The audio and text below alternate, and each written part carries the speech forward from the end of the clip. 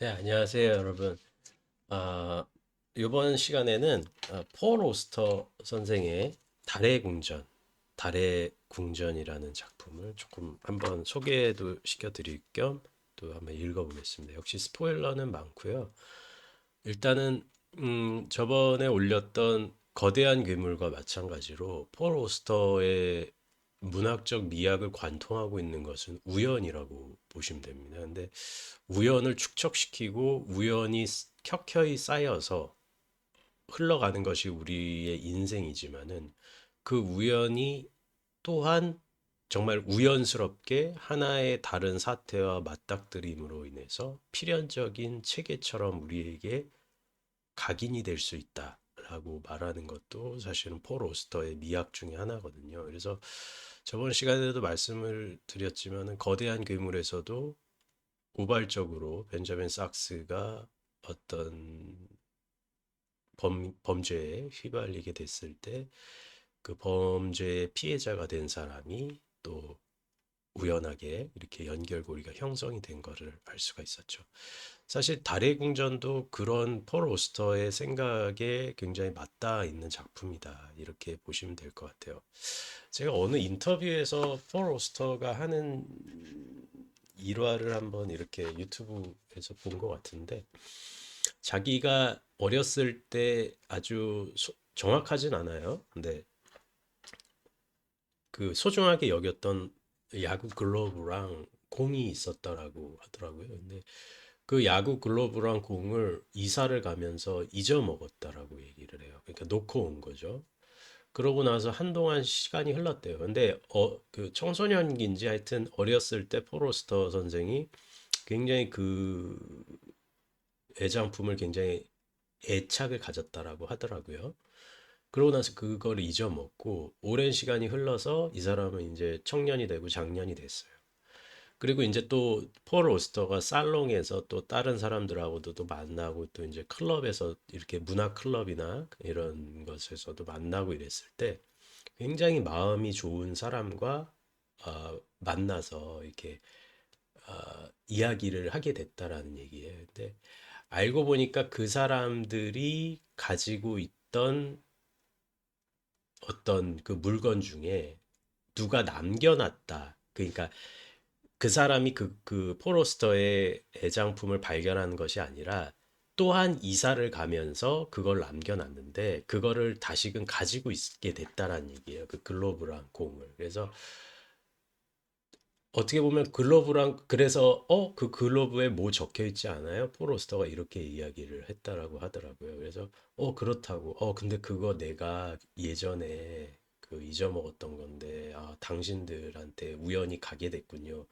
이런 이야기를 하는 지점이 있거든요. 그래서 그런 다음에 포로스터가 하는 얘기가 나는 이 순간과 이 어떻게 보면은 대화와 만남을 통해서 하나의 원한적인 필연적인 고리를 생각하게 되었다. 이렇게 이야기를 하는데 이건 단순한 이야기죠. 어떻게 보면은 단순하다면 단순하고 우연이면 우연이고 소소한 기적이면 기적이겠죠. 오래전에 잃어버렸던 자기의 애장품이 시간이 흘러서 다 잊어먹고 있었는데 우연히 또 만나게 된 마음이 통하는 친구가 생겼는데 그 친구가 알고 보니까 내가 이러이러한 게 있었다. 이러이러한 거를 거기에서 발견을 했다. 이렇게 돼서 그게 필연적인 연결고리로 딱 형성이 되는 그런 원한적인 고리를 이야기하는데 이건 단순하고 소소한 이야기지만 사실은 포로스터의 문학적인 미학이라든지 문학관이라든지 예술관을 좀 관통하는 지점이 있는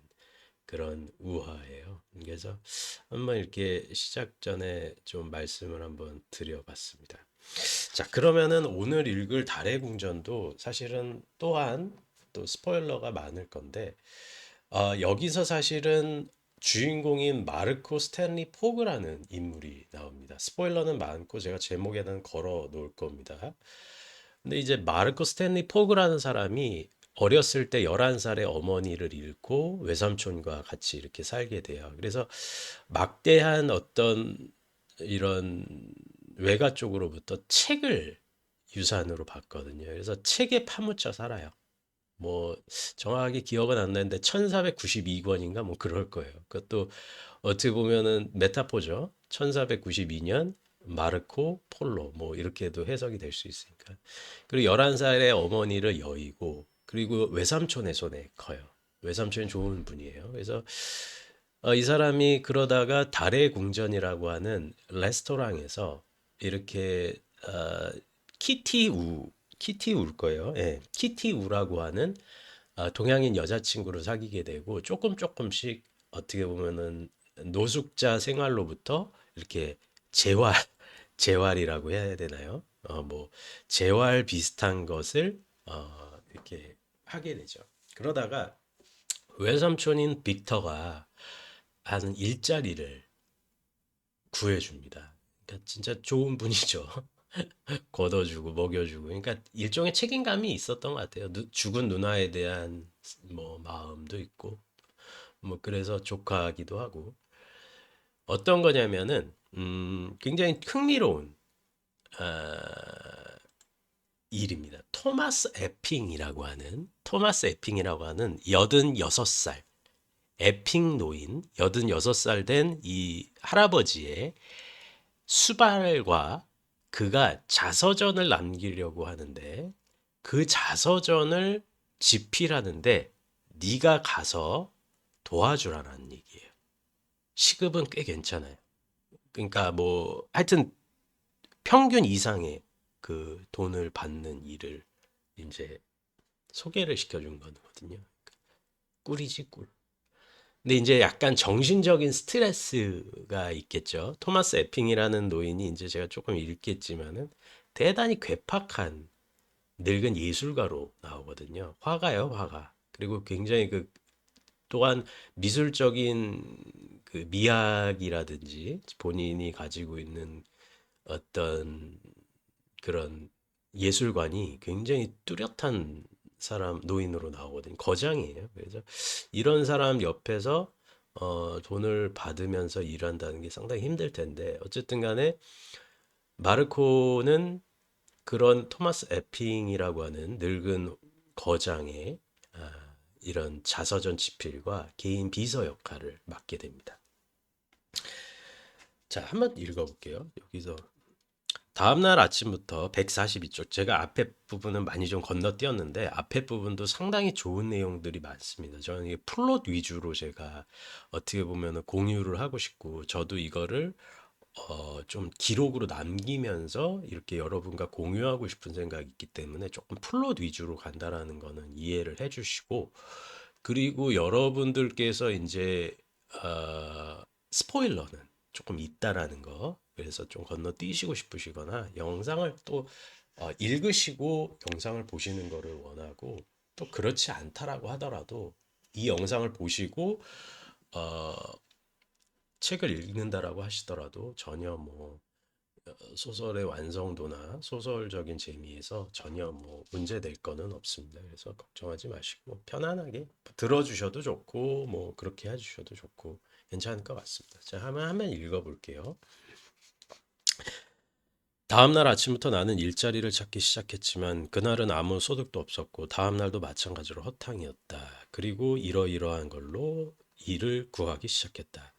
휠체어에 의지하고 있는 노인이 입주해서 말벗이 되어줄 젊은이를 구함. 매일 산책, 가벼운 비서, 뭐 주급 10달러 외에 숙식 제공. 그러니까 밥 먹여주고 재워주고 돈도 꽤 이제 주는 거예요. 시대가 시대니까 조금 센 거였죠.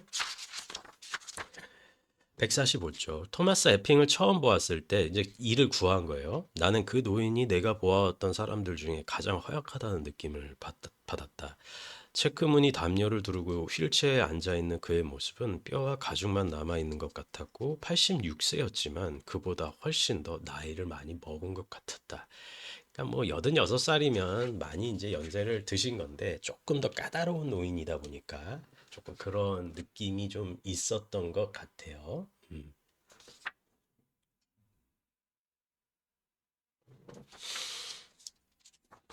자, 그러면 토마스 에핑의 집은 어떠냐? 이제 쉬운 부인이라고 거기 가정주부가 있기는 하는데 조금 이제 그런 좋은 분이에요. 146쪽. 토마스 에핑의 집은 긴 복도가 나 있고 방과 방 사이의 매끄러운 떡갈나무 벽에는 장식적인 소조 무늬가 든 웨스트사이드의 초대형 아파트들 가운데 하나였다. 그곳에는 고풍스러운 물건들이 잔뜩 들어차 있어서 나는 내 주위로 갑작스럽게 많아진 물건들을 감당하기 어려웠다. 책과 그림과 조그만 테이블들, 혼란스러운 카펫들, 칙칙한 색깔의 나무로 만들어진 자질구레한 물건들. 복도를 따라 반쯤 걸어갔을 때 흉 부인이 내 팔을 잡더니 소근거렸다. 저 노인네가 이상하게 굴더라도 당황해하지 말아요. 가끔 귀신에 쓸 때가 있는데 뭐 괜찮아요. 흉 부인은 여기서 이제 약간 조력자 비슷하게 되는 거죠.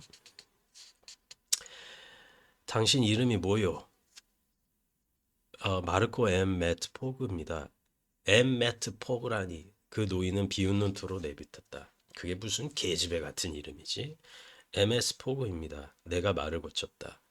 M은 마르코를 뜻하고 S는 스탠리를 뜻합니다. 그래도 나을 건 없어. 오히려 더 나빠. 자넨 그런 이름을 가지고 뭘 어쩌겠다는 거지? 에핑은 내 이야기를 완전히 뭉개버리려는 것처럼 심술궂은 웃음을 띠며 콧방귀를 꼈다. 뭐 이렇게 아주 까다로운 사람이에요. 그러다가 이제 많은 대화를 하죠. 자네는 내가 무겁나? 그렇게는 생각하지 않습니다. 그래야 돼. 내가 자네를 고용하기로 마음을 정한다면 자네는 두려움이 뭔지 알 거야. 나는 보고 걸을 수는 없지만 이제껏 마스터한 사람이 아무도 없을 힘을 가지고 있어. 어떤 힘인데요? 정신력, 물질 세계를 내가 원하는 형태로든 왜곡시킬 수 있는 의지력, 염동작용 말씀인가요? 그래, 자네가 그렇게 부르고 싶다면 염동작용, 자네 몇 년 전에 있었던 정전사태 기억해? 1965년 가을 말이에요? 맞았어. 그걸 일으킨 게 나야. 그런 우연의 이치였을 수도 있어요. 우연의 일치 따윈 없어. 그런 건 무식쟁이들이나 쓰는 거야. 세상의 모든 것은 생물이건 무생물이건 모두 똑같이 전기로 이루어져 있어. 심지어는 생각까지도. 뭐 이런 식으로 좀 엉뚱한 얘기도 하고 굉장히 좀 뭐라고 얘기해야 되냐면은 그 좀 딱 봐도 괴팍하잖아요. 자기가 전기를 통해서 자기가 우울하니까 불이 꺼져라. 그러니까 세상에 불이 꺼졌다. 뭐 이따위 소리 하는 건데. 그러니까 엉뚱하고 재밌는 노인이에요. 자, 157쪽 한번 쭉 넘어가서. 그래서 이런저런 이런 노인과 티키타카 식의 대화들이 많이 이어나가거든요. 내가 쓸 방은 긴 복도 끝에 있었다. 좁은 뒷길이 내려다 보이는 창문이 하나 딸린 조그만 방으로 수도사의 독방보다 더 클 것도 없는 기본적인 거처였다. 하지만 나는 그 방의 침숙함을 느꼈고 최소한의 가구들 사이에서 내 집 같은 느낌을 갖는데 시간이 오래 걸리지 않았다. 내 귀퉁이에 수직으로 선 봉들이 달린 구식 철제 침대, 서랍장 하나, 한쪽 벽을 따라 들어선 프랑스와 러시아 서적들로 채워진 책장 하나. 그 방에는 단 한 점의 그림이 걸려 있었는데, 뭐 토마스 콜의 제국의 과정, 신세계의 뭐 이런 서사적 묘사를 한 작품이었다. 에핑은 마음이 평온할 때에도 자잘한 깜짝 쇼를 벌이는 데서 즐거움을 느꼈다. 예를 들자면 첫날 아침에 그는 장님들이 쓰는 검은 안경을 쓰고 자기가 휠체어를 굴려 방 안을 들어갔다. 그 전날 면담을 할 동안 그렇게도 여러 번 얘기가 되었던 검은 안대는 어디에도 보이지 않았다. 그러니까 애교도 많고 장난도 좀 많은 괴팍한 노인이다. 이런 식으로 이야기를 해야 되고 또 여기서도 사실은 폴 오스터의 특기가 뭐냐면은 굉장히 유식해요, 이분이. 뭐 책이 500권, 600권, 1000권이 되는 책을 등장시키기도 하고 그런 책들을 또 굉장히 또 고급스러운 고전이에요. 그런 고전을 읽는 그런 모습들을 마련을 하기 때문에 상당히 좀 세련된 글이다 이렇게 봐야 될 것 같아요. 이 노인은 굉장히 기억력까지도 좋은데 두 번째 선반 왼쪽에서부터 12번째 아니면 15번째 칸 루이스와 클라크가 공동으로 쓴 거고 빨간 천으로 제본된 책 이런 것까지도 위치를 다 기억을 하고 있다는 거예요. 그는 단 한 번도 틀린 적이 없었고 그의 기억력이 대단하다는 증거가 점점 더 쌓여가자 나는 갚지 않을 수 없었다. 그래서 언젠가는 그에게 키케로와 레이먼드 롤의 기억법 체계를 잘 아느냐고 물었지만 그는 손을 내저 내 질문을 뭉개버렸다. 그런 일은 배워서 되는 게 아니야. 저절로 타고나는 재능이지. 첫 이틀 동안 우리는 거실에서 시간을 보냈다. 밖에서는 11월의 세찬 빗줄기가 유리창을 때렸지만 에핑의 집안은 매우 조용해서 때로는 책을 읽다가 숨을 돌리려고 멈추면 가장 크게 들리는 소리가 벽난로 위에 놓인 탁상시계 소리일 때도 있었다. 좀 분위기가 굉장히 좋죠. 저는 이런 문장들, 포로스터의 이런 문장들 굉장히 좋아해요. 이따금씩 쉬운 부인이 설거지를 하거나 음식을 만드느라 소리를 냈고 아래쪽 위에서는 나지막한 차 소리와 비에 젖은 길을 지나갈 때의 쉬익하는 바퀴 소리가 들려왔다. 세상 사람들이 제각기 맡은 일을 하고 있을 동안 실내에 앉아 있다는 것이 이상하면서도 즐거운 느낌이었다. 그러한 초연한 느낌은 아마도 책들, 모두가 아득하고 어슴푸레하고 경이로운 것들로 채워진 책들 때문에 더 격이 높아졌을 것이다. 뿌옇고 조금 흐린 어떤 뉴욕의 어떤 그런 외진 아파트, 하지만은 굉장히 고급진 아파트에 이렇게 소리는 찰칵찰칵 소리만 나고 책에 둘러싸여서 노인과 함께 이렇게 앉아 있는 마르코의 모습을 보면 좀 편안한 느낌도 들죠. 이런 거는 한번 조금 한번 읽어볼게요. 서기 500년경에 대서양을 건너 자기 딴에는 천국이라고 생각한 섬을 발견했던 아일랜드의 어느 수도승 프레스터 존의 신비한 왕국. 뉴멕시코에서나 주니족 인디언들과 화해를 담배를 피운 외파리 미국 과학자. 시간이 흘렀지만 우리 두 사람은 모두 앉은 자리에서 꼼짝도 하지 않고 있었다. 에핑은 그의 휠체어에서, 나는 그 맞은편의 소파에서. 때때로 나는 읽고 있는 책의 내용에 너무 깊이 빠져서 내가 어디에 있는 것처럼 모를 때도 있었다. 내가 실제로 거기에 앉아 있지 않은 것처럼 느껴지는 순간들도 있었다. 식사를 할 시간이야. 이건 나중에 다시 보기로 하지. 그러니까 또 자상할 때는 자상을 해요. 그리고 뭐 음식도 굉장히 까다로우면서도 맛있게 먹는 그런 느낌이죠. 음, 에핑은 그러니까 그 쉬운 부인한테도 좀 사사건건 이렇게 시비를 걸기도 하는데 굉장히 그 이런 사람과 9년 정도 같이 일을 하면서 손발은 맞는 그런 느낌이에요.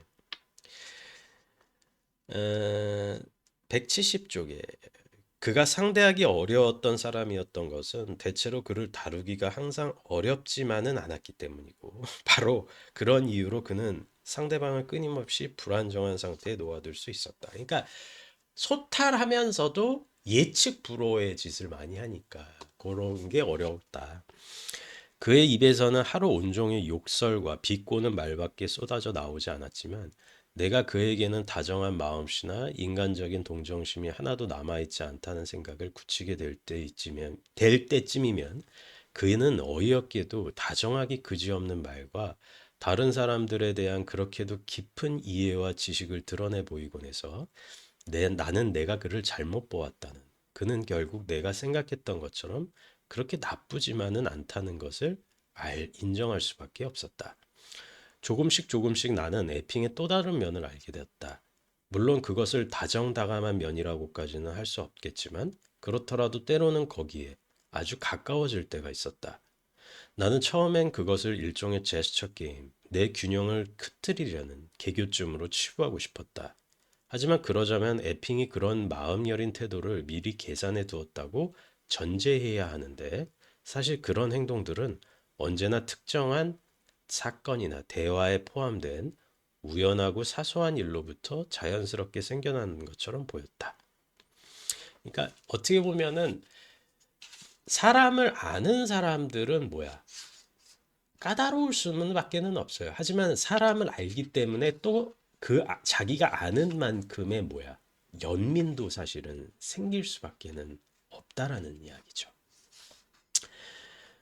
그 다른 에핑에 대해서 내가 처음으로 어렴풋이 알게 된 것은 그의 집으로 옮겨간 지 이틀째 되는 날 저녁 식사를 하고 있을 때였다. 휴 부인이 내 어린 시절에 대해서 묻고 있을 때였는데 그러다 나는 어머니가 보스턴에서 어떻게 버스에 치였는가 하는 이야기를 하게 되었다. 그 이야기에 그때까지는 아무런 관심도 보이지 않던 에핑이 갑자기 포크를 내려놓고 고개를 내 쪽으로 돌렸다. 그리고는 내가 그에게서 전에 들어보지 못했던 동정과 연민이 가득 배어 있는 목소리로 이러는 것이었다. 그거 몹시 안 된 일이군. 정말 안 된 일이야. 그의 말에 진심에서 우러나지 않은 기색은 전혀 없었다. 그러니까 굉장히 깊은 동정과 연민을 담아서 이야기했다는 거죠. 예, 내가 대답했다. 그 일로 저는 굉장히 충격을 받았어요. 그 일이 일어났을 때 저는 겨우 11살이었는데 그 뒤로 오랫동안 어머니를 그리워하면서 지냈습니다.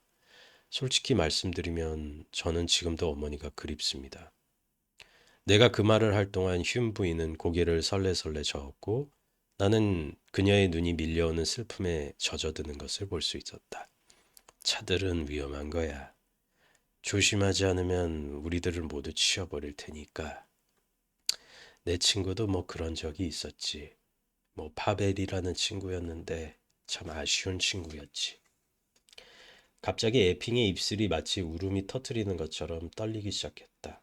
그 전에 있었던 온갖 불쾌한 일들에도 불구하고 나는 그가 안 됐다고 여기지 않을 수 없었다. 셋째 날에는 태양이 모습을 드러냈다. 에핑은 늘 그랬던 것처럼 아침을 먹고 나서 한잠 잤지만 10시에 휨 부인이 그를 휠체어에 앉혀 데리고 나왔을 때는 두툼한 모직옷을 잔뜩 껴입고 오른손으로 지팡이를 휘둘러대며 우리의 첫 번째 산보를 시작했다. 그리고 막 욕하고 이래요. 승질 어디 가겠어요. 177조.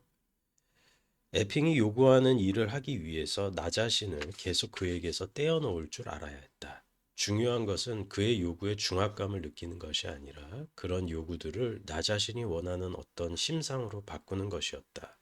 결국 그 일에는 본래부터 잘못된 것이 아무것도 없었다. 엄밀한 의미로 따진다면 사물을 정확하게 서술하려는 노력은 바로 내가 가장 배우고 싶어 했던 것을 배울 수 있는 그런 원칙이었다. 겸손함, 인내, 정확성.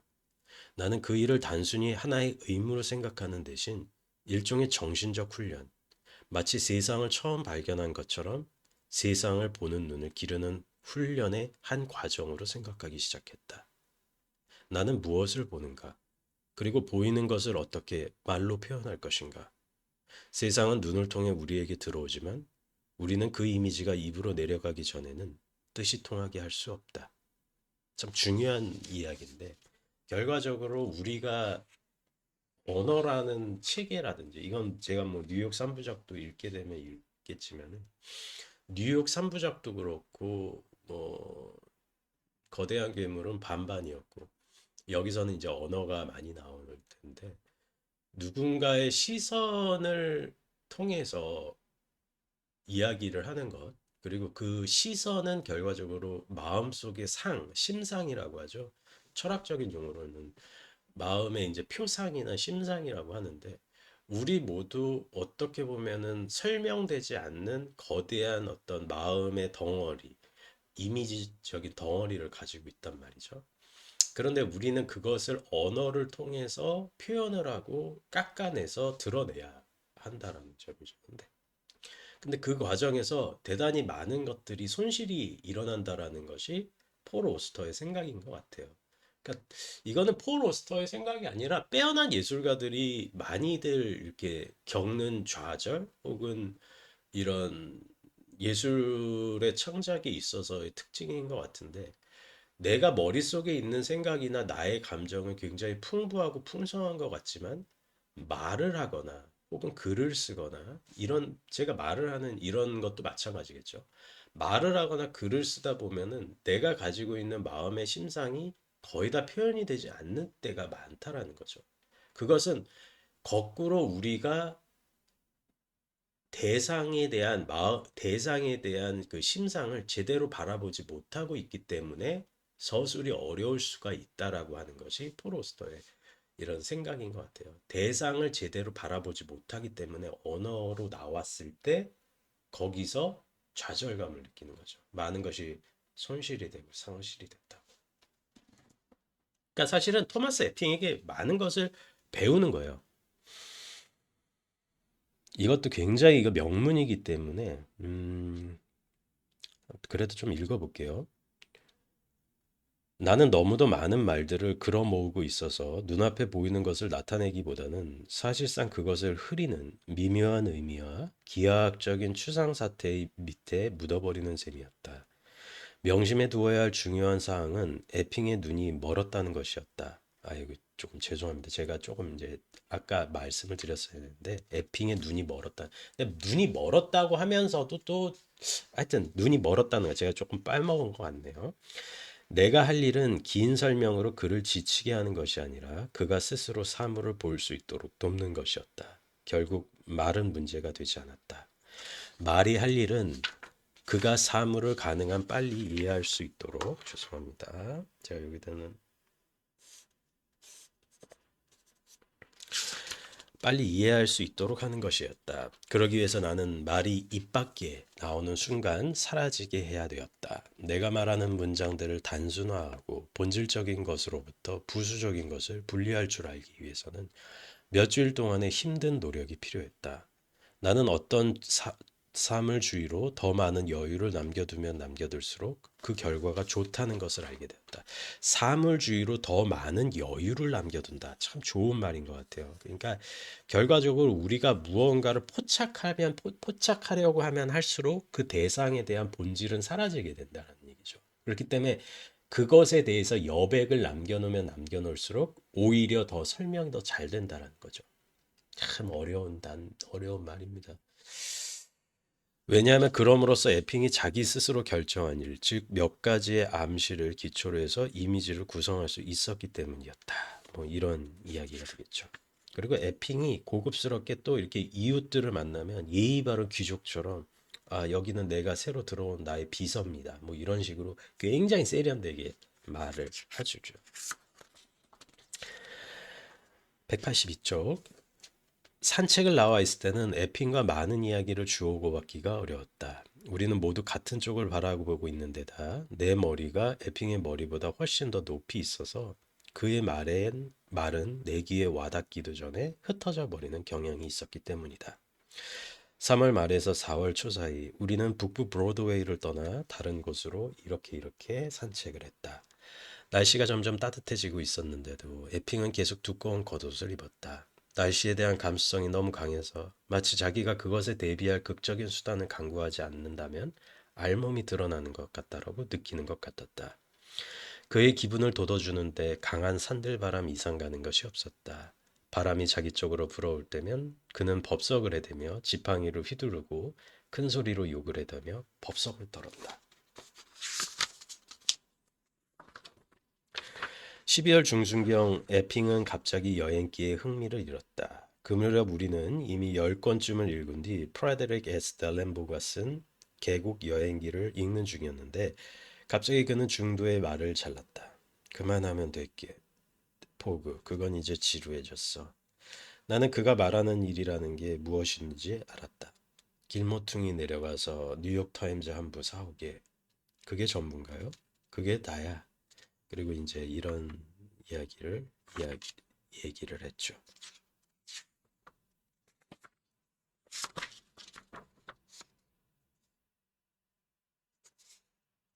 그리고 에핑이 묘한 이야기를 하는데 다 읽어보셨을 거예요. 읽어보셨겠지만 스포일러가 분명히 있다라는 거는 제가 여기다가 적어 놓을 거고요. 자, 189쪽. 저는 줄리언 바버라는 이름을 들어본 적이 없는데요. 누가 기억을 하기에는 너무 오래전이었어. 나는 지금 50년 전 얘기를 하고 있는 거야. 마르코. 1917년. 사람들 말대로 하자면 나는 망각 속으로 빠져들었고 다시는 돌아오지 않았어. 그러면 줄리언 바버였을 때는 무슨 일을 하셨어요? 그러니까 내가 이 사람이 뭐 스포일러니까 그냥 말씀을 드리면은 이 사람은 줄리언 바버예요. 근데 내 자기 입으로 직접적으로 나 줄리언 바버야 이렇게 이야기는 안 해요. 그리고 이 다음 시간에 읽게 되겠지만 이 사람이 본명이 줄리언 바버고 이 사람에게 어떤 일이 있었어요. 오래전에. 그 이야기를 자서전으로 생각을 풀어낼 생각이에요. 그리고 이 사람은 토마스 에핑이라는 이름으로 살아왔어요. 자기는 줄리언 바버인데 그러니까 왜 그런 일이 벌어졌는지에 대한 이야기를 쭉 서술할 건데 소설 지금 이 소설도 굉장히 흥미로운데도 불구하고 그 소설 속의 소설 이야기도 대단히 재밌거든요. 그래서 누가 기억을 하기 전에는 너무 오래전 일이야. 그러면 줄리언 바버였을 때는 무슨 일을 하셨어요? 이게 직접적으로 얘기는 하네요. 나는 화가였어. 위대한 미국 화가. 만일 내가 그 일에 매달렸다면 우리 시대의 가장 중요한 예술가로 인정받았겠지. 적절한 평가였다라고 믿습니다. 나는 단지 사실만을 얘기하는 거야. 내 경력은 너무 짧았고 그래서 나는 많은 일을 하지 못했어. 그러면 어르신이 그린 그림들은 어디 있나요? 알 수가 없지. 공기 속으로 사라진 것 같아. 뭐 이런저런 이야기를 하고 있죠. 어쨌든 간에 이 사람에게 무슨 일이 있었다. 그 이야기를 하고 이 사람은 본명은 줄리언 바버였다. 라는 점 이야기를 여기까지 하고요. 조금 더 다음 시간에 이야기를 제가 좀 버벅된 것 같기도 하고 또 버벅된 것 같기도 한데 토마스 에핑도 제가 알기로는 좀 화가였다라고는 알고 있는데 뭐 그런 것 같지는 않고 눈이 멀었네요. 그리고 줄리언 바버였다라는 점 그리고 굉장히 그 독특한 부자 노인네 겸 전 늙은 거장으로 기억을 하고 있었거든요. 조금 아닌 것 같기도 한데 하여튼 거장은 거장인 것 같은데 나는 어쨌든 가쁘고 그런 돈이 많은 사람이 마르코라는 비서를 데리고 왔고 본인의 이야기를 하고 있는 지점까지 읽었습니다. 마르코는 11살 때 어머니를 잃었고 아버지 없이 컸고 그리고 외삼촌의 도움으로 토마스 에핑이라는 사람의 일자리를 구하게 됐고 노숙자 신세에서 벗어났고 여기까지 읽었습니다. 네, 조금 재밌게 들어주셨으면 감사하겠습니다. 네, 좋은 하루 보내시고 감사합니다.